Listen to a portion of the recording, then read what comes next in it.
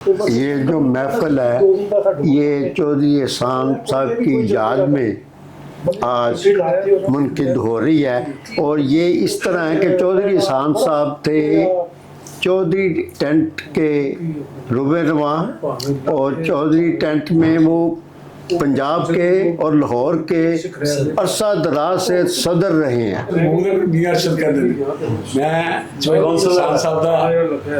बचपन से सब दोस्त हैं, प्यार मोहब्बत जो एहसान दे नाल बड़ी ज़्यादा वास्ता ने कि सुनाइए तुहानू किहड़ी स्टोरी सुनाइए जो एहसान दे नाल रही है। और बेटा साडा तारक जो उत्थे मेरे सामने छोटा सी जवान होया है, माशाअल्लाह बड़ी मेहनत की, हर चीज़ ने की लाहौर जिहड़ी नहीं करनी सी। अपनी दुकान पाई